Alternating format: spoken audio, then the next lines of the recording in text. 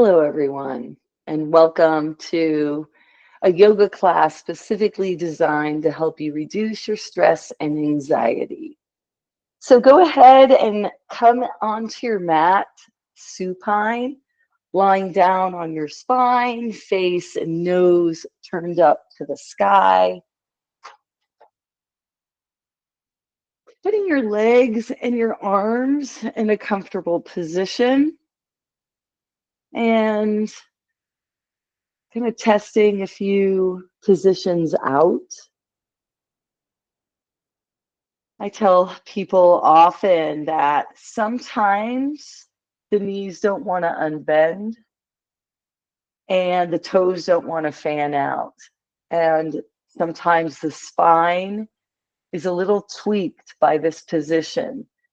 So bending up through each knee is another option for you, walking your feet larger than hip distance apart. I bring mine all the way to the edge of the mat so that I can rest my knees in on each other.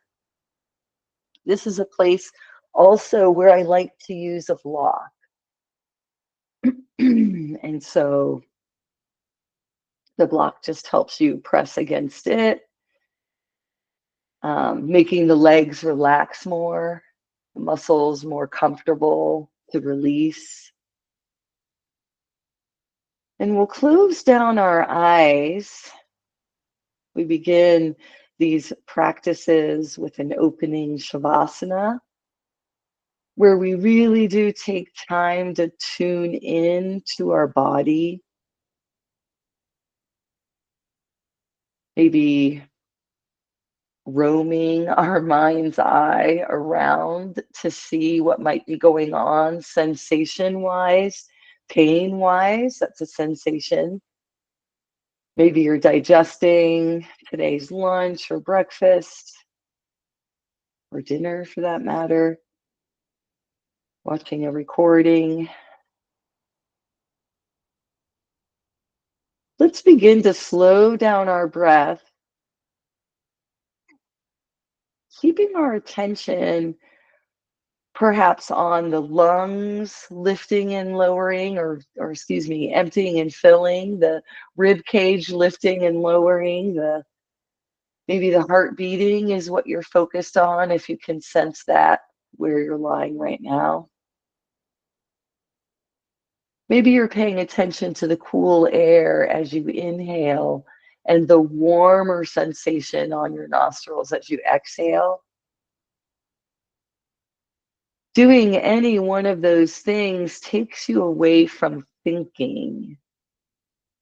And it is this state where we're not involved in thinking that gives us our freedom from stress and anxiety. So we focus on the breath, and then a thought pops into our head and it carries us away. And we may be gone with this thought for seconds to minutes, depending on, right? So the idea is to bring ourselves back to the present moment, back to each breath coming inside of our bodies, anchoring us here, centering us, grounding us in this life. We'll start a pranayama next. Pranayama is a breath work that we do, and it usually serves to further calm down the nervous system, but it also makes your breathing stronger and more efficient. It helps you work on your respiratory system and your ability to use your full lungs, cough things up, or do any of the processes that our bodies need for us to do, right? To stay clean and to get foreign objects that have come in through our nose and our mouth into our lungs out of there, right?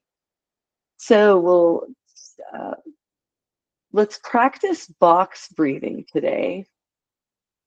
Box breathing is a breathing pattern divided into 4 parts, thus the box, all sides. We'll inhale for one side, pause the breath, holding it, not breathing in nor breathing out. Then we'll exhale. And then we'll pause once again after the exhale. We'll keep repeating this pattern over and over again. And if your mind carries you away, let yourself go, oh, I need to focus on my breath. Let me do that. That should be the thought. And then you move your attention back to some part of breathing that anchors you, and you continue moving at your own pace, breathing now in your box breath pattern, maybe making your pauses shorter than your inhale and exhale counts. Maybe doing something like a 4 inhale, a 2 pause, a 4 exhale, and another 2 pause. 2 count pause and 4 count pauses, or 4, 4, and 4, and 4. Whatever your body wants.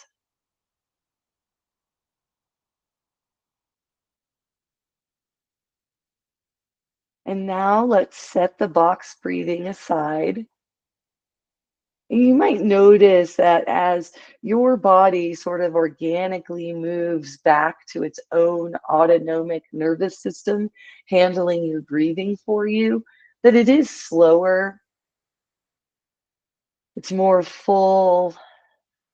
Your breath is perhaps more smooth now that you've reset your nervous system here. Take 2 more breaths.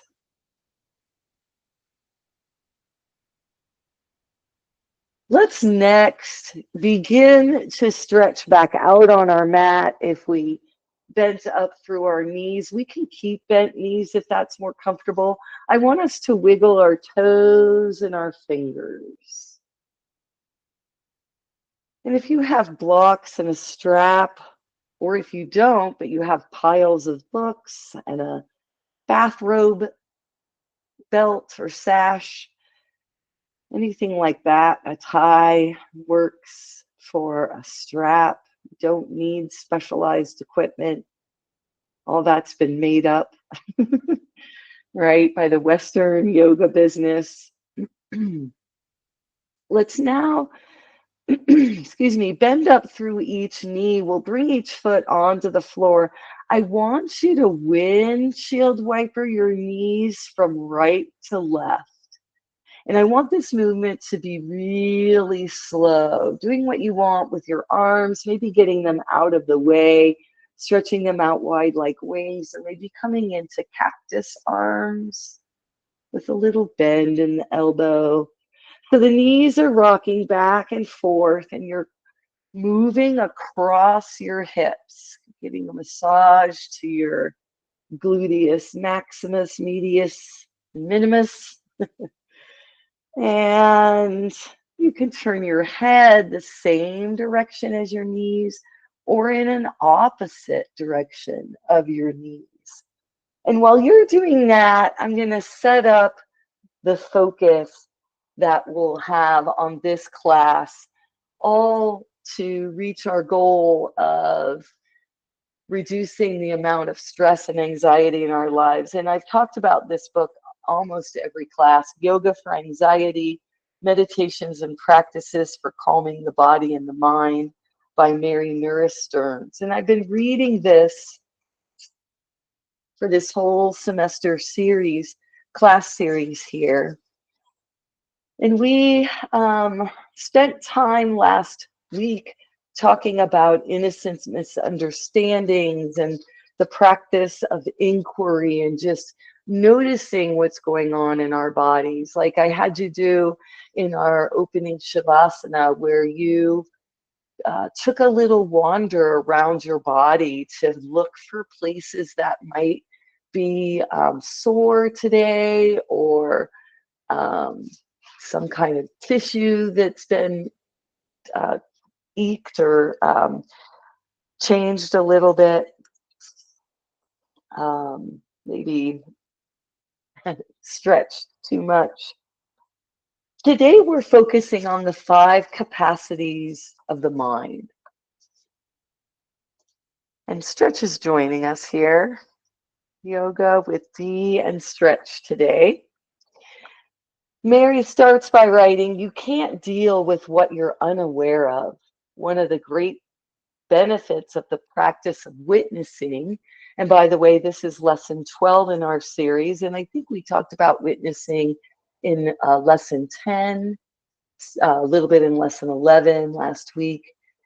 The practice of witnessing is beneficial when you become conscious of your mental activity so that you can actually do so. It's helpful to know what you're looking at. So this section will give you some pointers. And let's go ahead and change up our legs here. And from windshield wipers, move into reclined butterfly with your feet touching and your knees out to the side, and you're laying down on your mat. Perhaps when you were a child, someone pointed out to you the star constellations in the night sky. And standing beside you, maybe someone raised a hand, pointing out the Big Dipper and the Milky Way. And then because you knew what to look for, you saw them for the first time. As soon as you could recognize them, thinking of Orion, right? You wouldn't really know what it was until someone pointed it out. So once you know what to look for and you can recognize them, this experience of looking again at the stars became one of delight. Yoga has outlined the 5 capacities of the mind so that you know what to look for, making it possible for you to look into your mind and call your thoughts out by their true names. Doing this is as gratifying as catching glimpses of your favorite star constellations in the night sky, because what was once hidden and obscure now becomes apparent. So according to the yoga tradition, the functioning of the adult mind is divided into 5 capacities. 5 things we do with our brains. We use memory, imagination, we have perception, it gives us a sense of our sense of identity, and we have our intelligence. So we'll focus on those 5 capacities of the mind as we continue our practice today.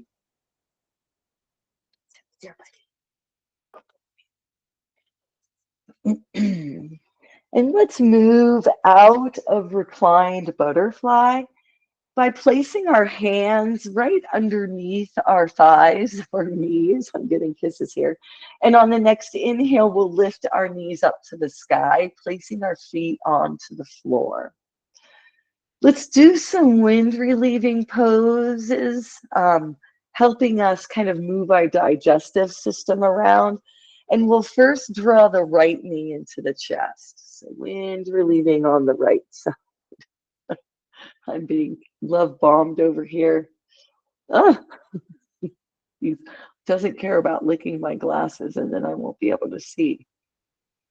All right, so we're hugging the right knee in. Maybe our hands are clasped behind the thigh. Maybe our foot's a little higher in the air. It doesn't matter. Maybe our knee is higher in the air. And we're stretching enough here as much as we can. We're just wanting to feel slight slight stretches in our yoga practice. On the next inhale, let's lift this foot up towards the ceiling. We can keep our hand behind the leg, supporting the leg at the sides. And let's start to wiggle our toes and point and flex here.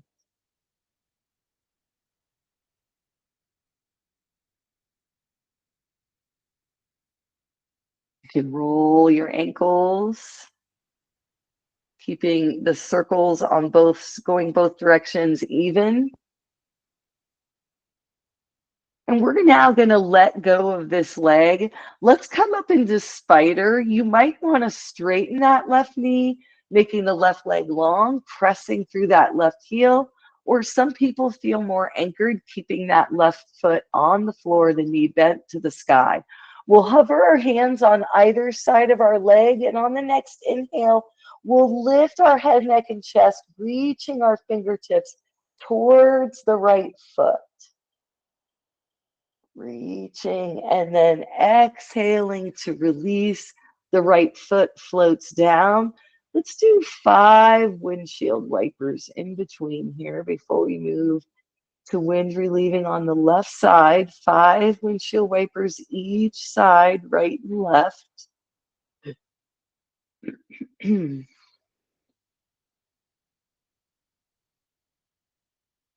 And then the next time your knees are pointed up towards the sky, bring on in the left knee. I forgot to mention you can use a strap to do wind relieving pose. You can wrap the strap around your shin, lift your foot up off the floor. I'll straighten my right leg out here so you can see that I'm using the strap to sort of wrangle or lasso this leg in towards me.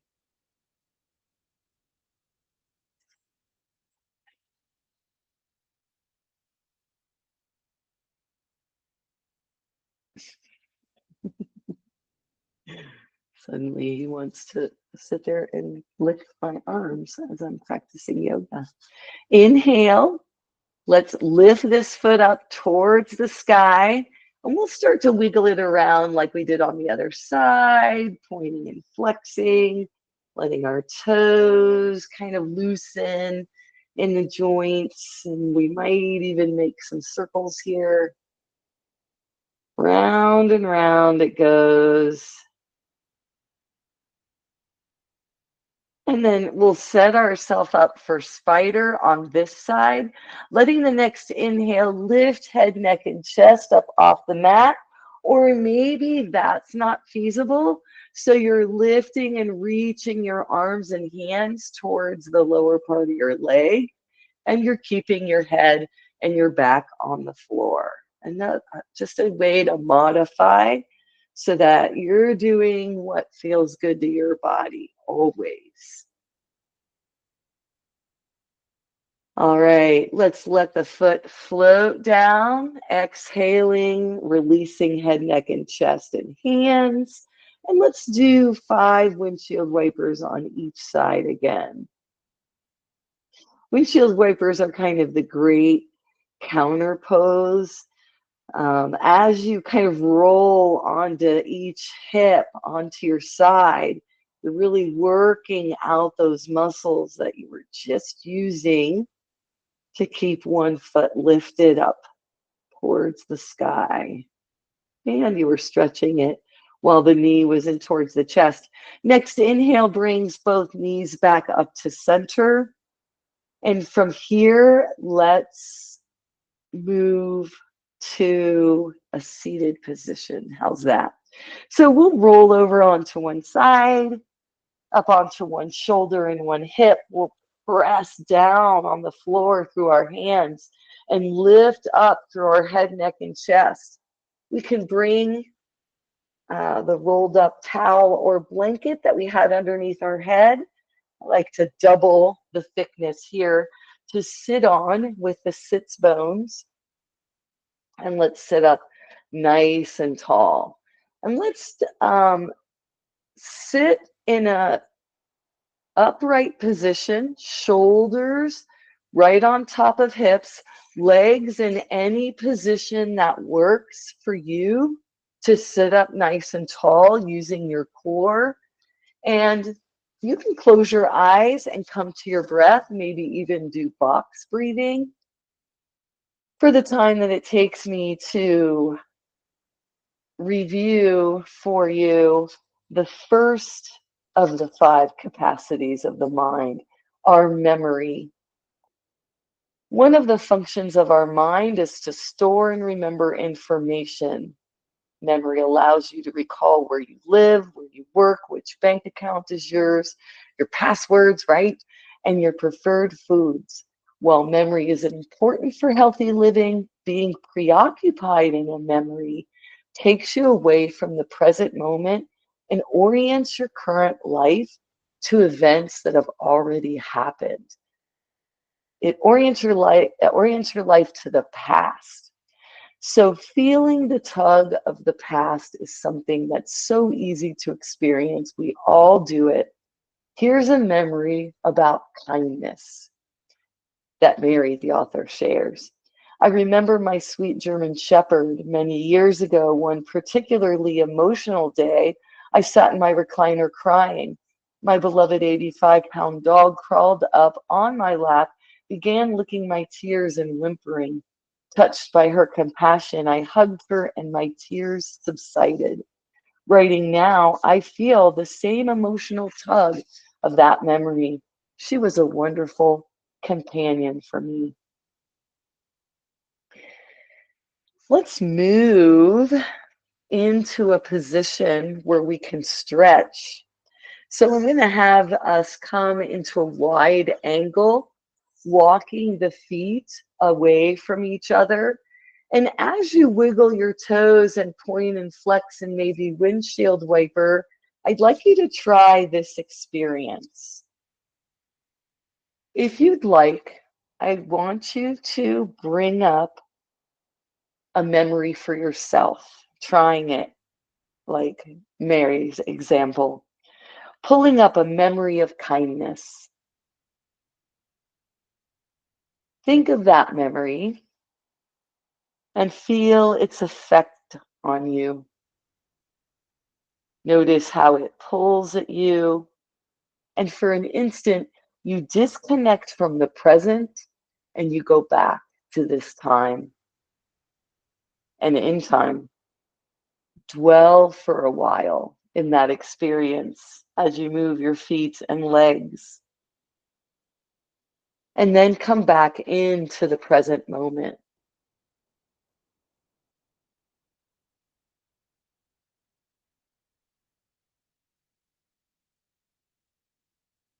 Take 2 to 3 more breaths.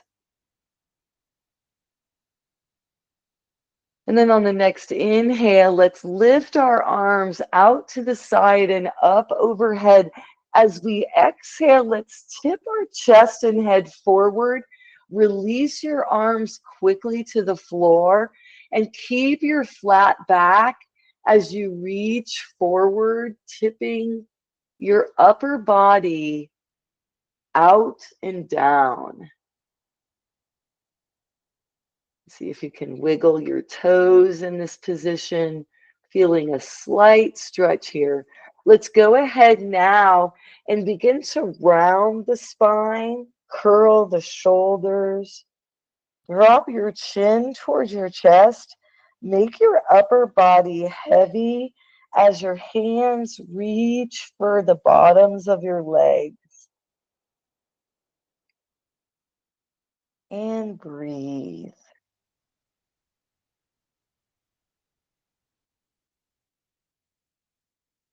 On the next inhale, let's bring our back straight and our chin to neutral first, and then keep engaging the core as you lift up, coming up into a seated position. From here, we'll move to table.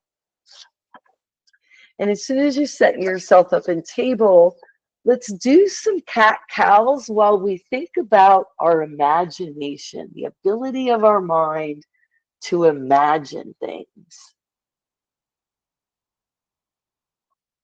So once you've set up your proper foundation, hands, knees and feet, wrists and ankles, you can begin to round the spine, tucking the tailbone, dropping the head, and then release the lumbar spine, coming into cow, and we'll go back and forth. Just very slowly, perhaps 1/2 breath with each movement. The function of the human mind also gives us our imagination. It's a wonderful capacity, the means by which great music, art, innovation, and humor emerge.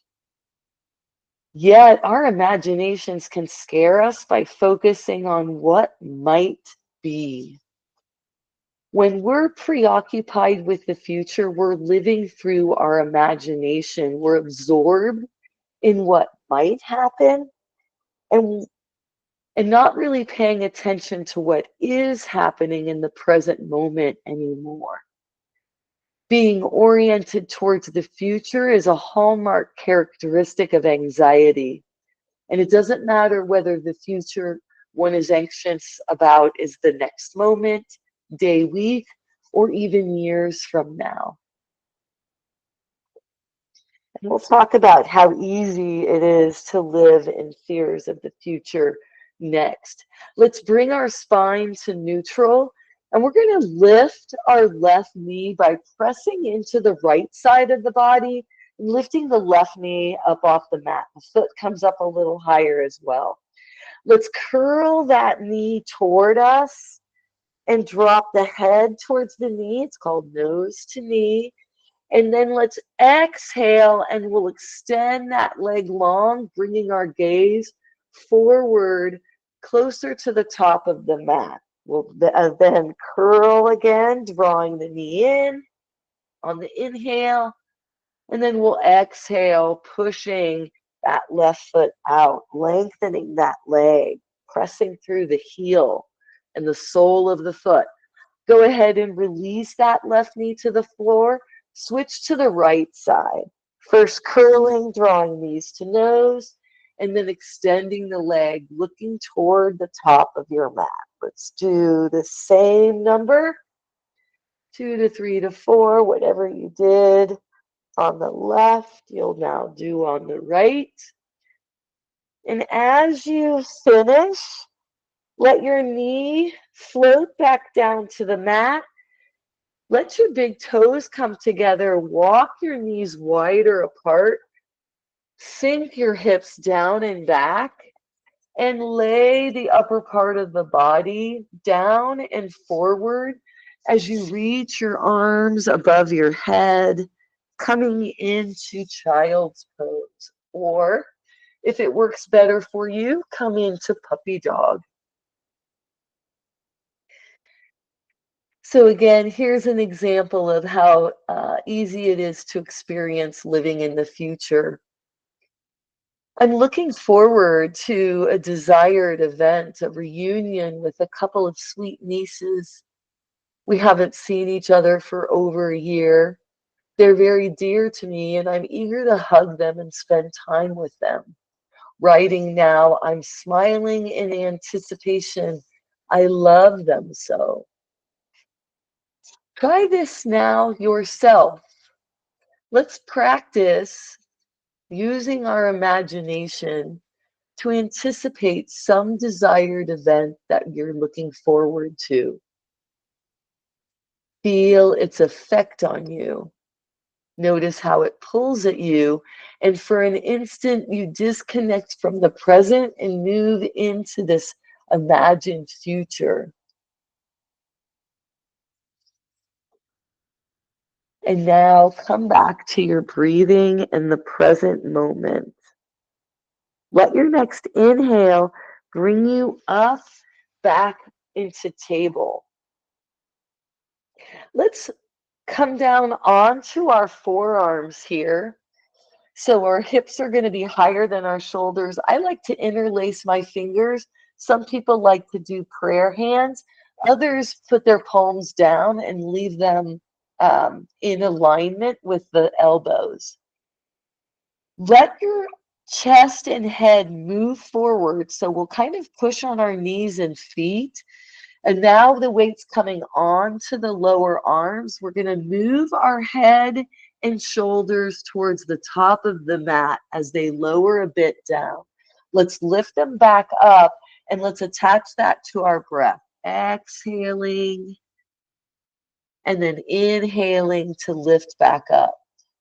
Now, try, if you'd like, curling under your toes pressing on your feet to lift your hips and knees back and up like you would if you were coming into down dog. But we're going to stay on our forearms. And we can stay here breathing, or we can again move the shoulders and head a bit forward on the exhale, and then inhale, bring the shoulders and head back up over the elbows.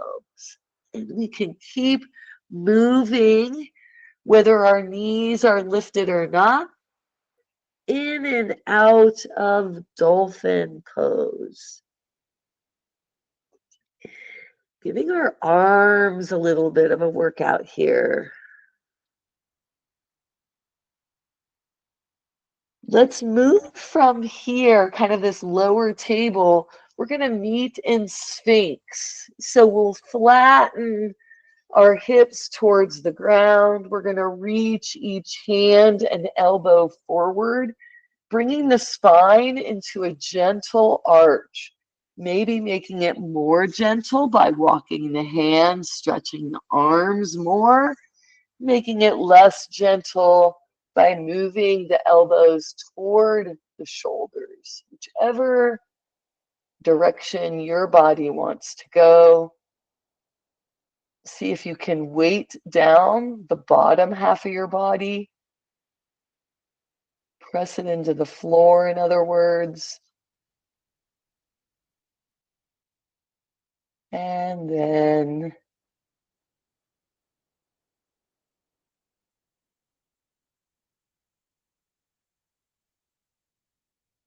go ahead when you're ready, and we'll release, walking the elbows out wide, stacking the palms, and resting the forehead here in crocodile.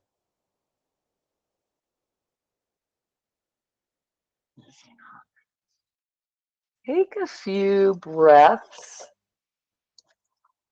in crocodile and listen to how our perception is a function of our mind.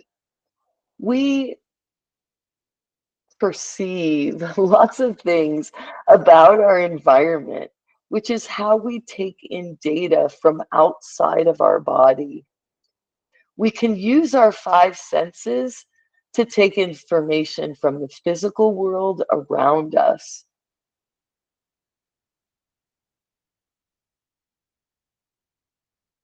And to do this next little direct experience of how we take in information, let's come all the way up from here to standing. We'll take our hands, place them right by our chest or shoulder, right under our shoulders, and we'll press down to and inhale to lift up away from the floor. You can come up to standing through a high kneel, or through a downward dog to a forward fold.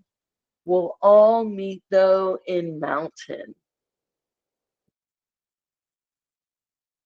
In our mountain pose,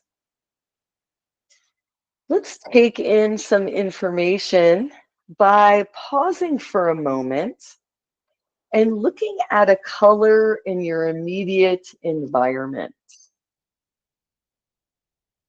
Now listen to the sounds all around you. Now see if you can taste any lingering flavor in your mouth from your last meal or snack.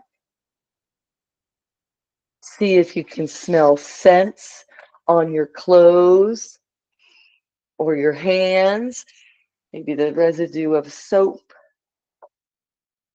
Touch and feel something in the room around you, your block.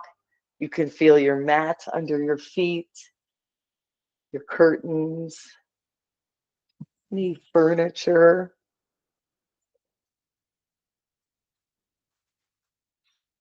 Perceptions are frequently distorted because we interpret the raw information coming in through our senses through the filters of our beliefs and our survival instincts. More about that later. All right, let's move from our mountain pose with our feet hip distance apart. Walking the feet out wide, coming into a wide angle. Nice stretch. Let's turn our left toes 90 degrees by pressing into the heel and ankle, picking up the toes and turning them sideways. If that doesn't work, you could step into the foot that you're turning 90 degrees and then step the right foot back. We'll bend the front knee, setting ourselves up for Hero 2. Hero 2 pose. So direct your forward knee, the one towards the top of your mat, towards the small toes to the side. And we can leave our hands on our hips. We can inhale, the arms come out and up. We can lift them shoulder height, anywhere in between being at our side and parallel to the floor. You could lift them higher if you'd like. Take a breath or two here, just gazing over your fingers. Try to lengthen your arms. Good. Let's come into reverse hero by exhaling that back arm down. We'll flip the front palm and inhale to lift that front arm and hand up. Now let's exhale. The left arm comes down. We can even rest that forearm on the forward thigh, that left thigh, and we'll inhale the right arm towards the sky or bring the bicep closer to the ear. Still keeping this bent knee out towards those smaller toes in our extended side angle. From here, let's straighten the, sorry, I straightened two things at once. We'll straighten the knee and then we'll straighten the arms and we'll stack the lower one right underneath the upper arm here in triangle. Inhale to press down through both feet. Windmill your arms to come into reverse triangle and find the stretch towards the ceiling with that left hand. Exhale to release the left hand. The head, neck, and chest comes back into alignment. We'll press into that left heel, turn those left toes forward, and let's either walk our feet together or heel, toe, and then shake the legs out. Maybe kind of do this cross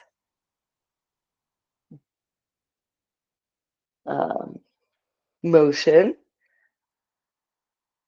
Since the hips were open for so long, we can cross each foot in front of the other. Let's walk once again out wide, coming into that wide angle, pressing into both feet. We will press into the right heel, turn those right toes 90 degrees, bend that knee, making sure the knee stays above the heel. This time the left leg is the back leg, reaching long while the hips face a diagonal. Once you've set up your foundation, your arms can stay low. You can inhale to lift them, however, shoulder height or anywhere in between. Gaze looking right across this arm and fingers. Knee oriented towards those smaller toes, out and back. From here, Hero 2, we'll go to reverse hero on the next exhale, and then inhale, lifting the right arm towards the ceiling. Exhale, we'll windmill our arms coming into extended side angle. Left arm reaches up and over. Any amount. We'll come into triangle from here, straightening the right knee, pulling that left arm straight up and down. The right arm goes right below the left. Shoulders are stacked. Now press down through both feet. Inhale, lift the torso, windmill your arms until the right fingers are lifting up towards the ceiling. Exhale, releases the right hand and arm, pressing into that right heel, lifting the right toes. Toes face forward, then we'll heel toe or step the feet together, and we can kick to the side or shake the legs out, just like we did before. We're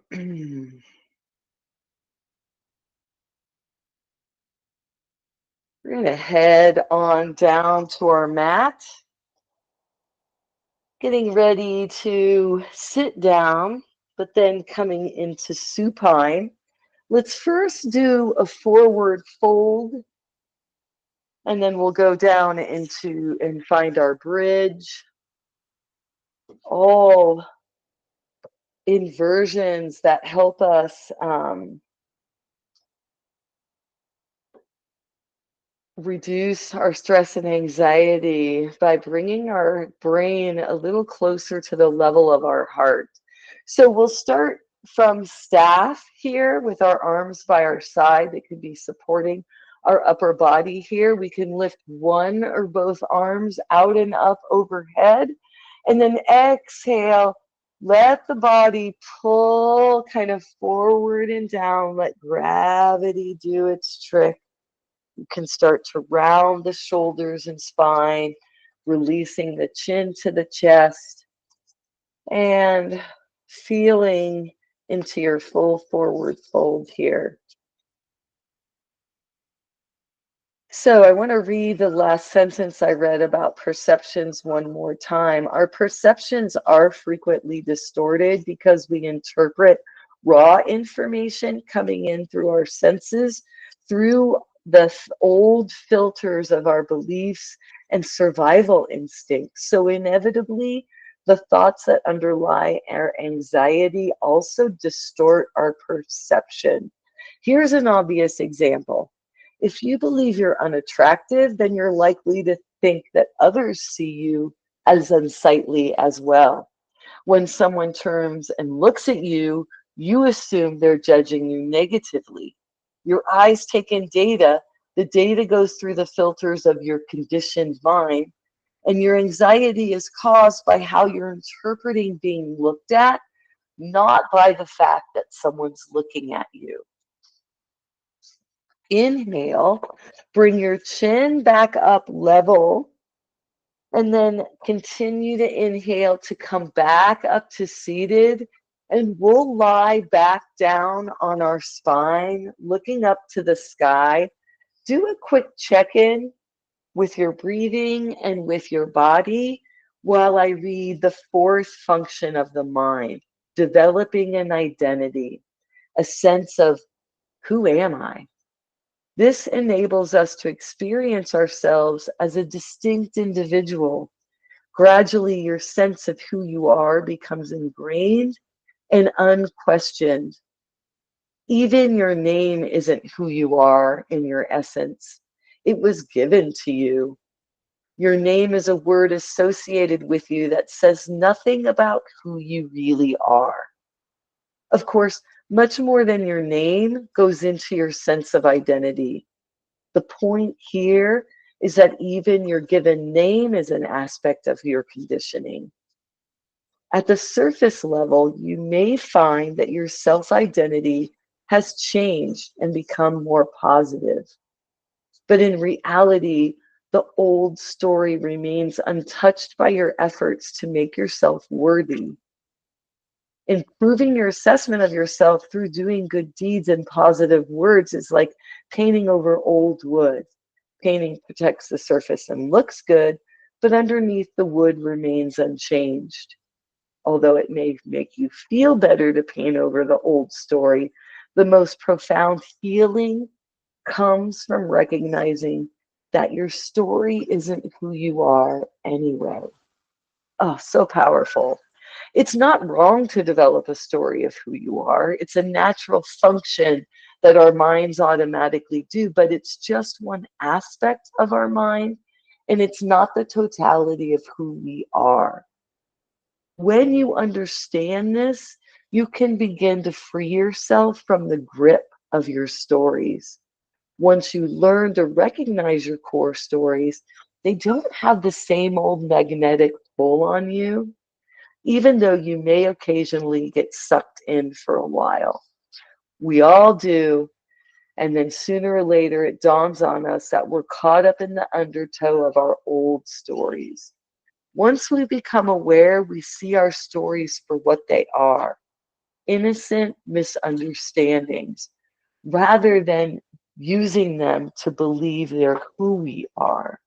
I didn't mean to read so long, but I was kind of on a roll. Let's step up through each um, foot and get our feet on the ground, knees to the sky. We're also going to grab a block, but we're going to keep our blanket and our or our towel away from our back of our head right now. We're going to come into a pose called supported bridge. Your block or stack of books could be as high as you want it to be, right? We can use the low level, the medium level, or the highest level. I was just moving my block in each of those ways. And so with your feet pressing into the floor, if you can peel your hips up off the mat enough to bring this block right underneath your sacrum. Your sacrum is that flat bone that's right by your tailbone. And so it's kind of, I would say, um, the top half, or sorry, the top part of the block is kind of even with the pelvic bowl, with the top of my hips.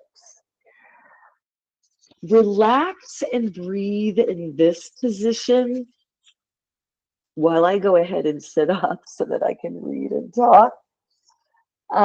While you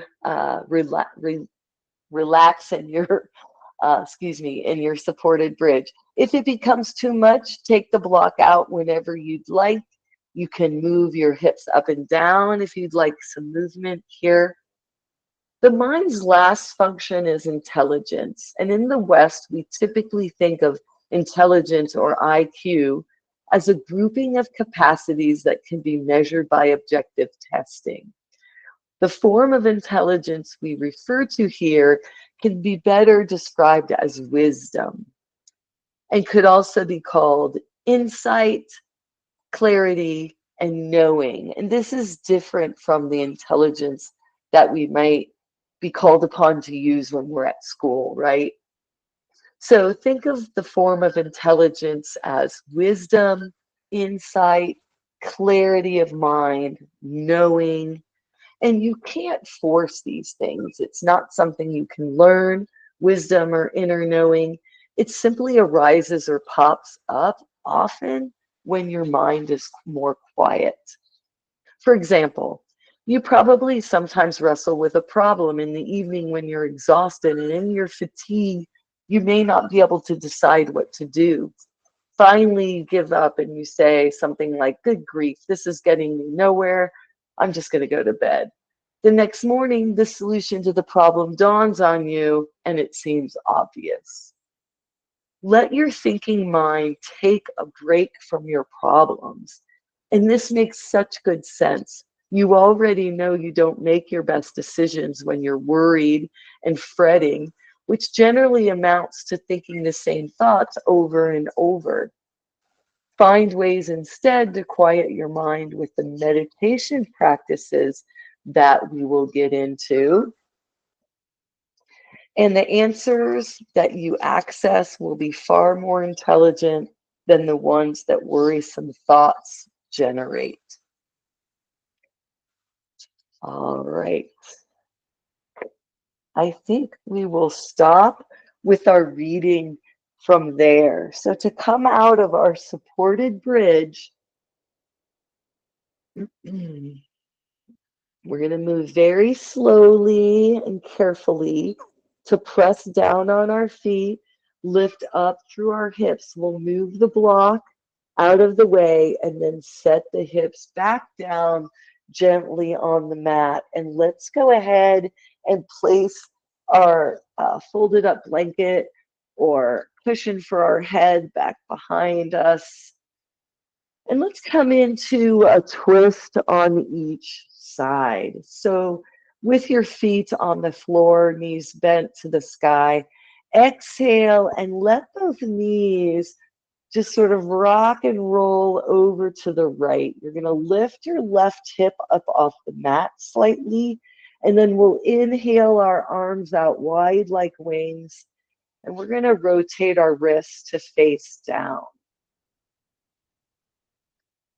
If you feel more comfortable stacking knee upon knee, thigh upon thigh, top leg on bottom leg, that's fine.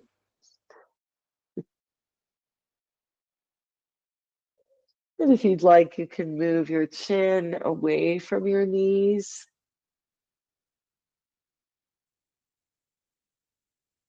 And take a few breaths there.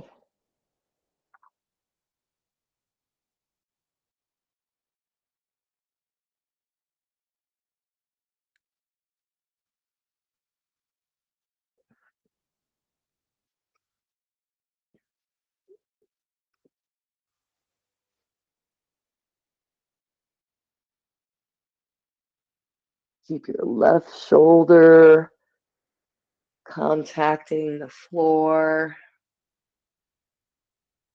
That's why it kind of helps sometimes to move your chin away from the bent knee to help this shoulder on the left wants to pull up and over like the hip, right? Relaxing deeply.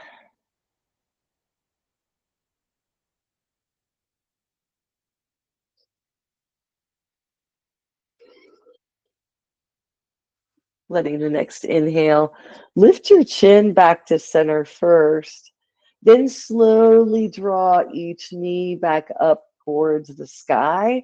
And let's take a full body stretch here in between. So we'll straighten both legs, point our toes, reach our arms and hands up and back behind our head, stretching, maybe moving,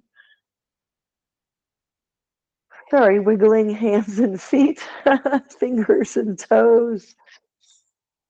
And then draw your arms back down by your sides. Let's walk each foot back up onto the mat, bending our knees to the sky. And now we'll let the knees just float over to the left side. Set your twist up here, opposite as you did before. This time, right hip has rolled up and off the mat, but the right shoulder is grounded by this right arm and by our chin and head looking opposite direction of our knees. Take a few breaths here.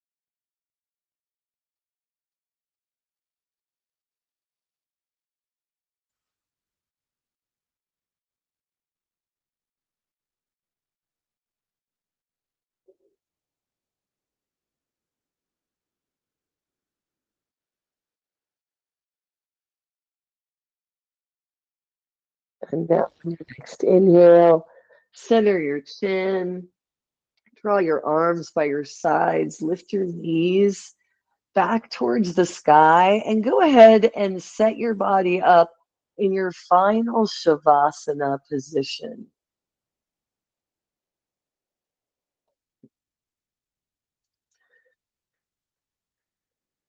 However you're comfortable, knees bent or straight, elbows bent or straight. Close down the eyes. Draw your attention to your breath.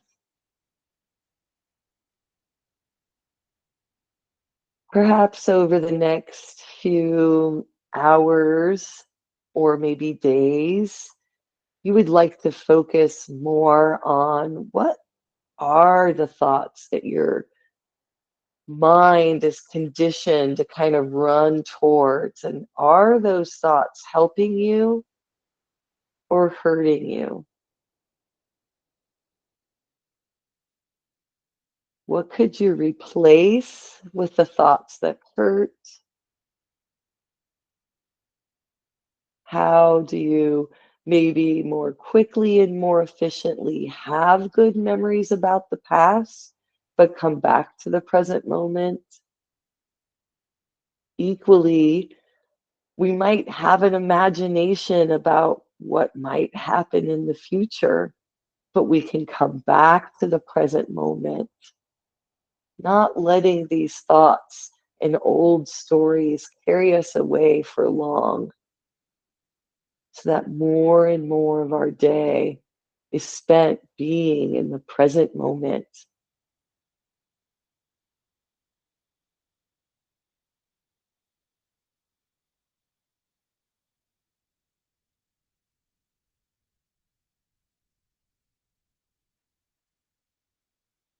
2 to 3 more breaths here.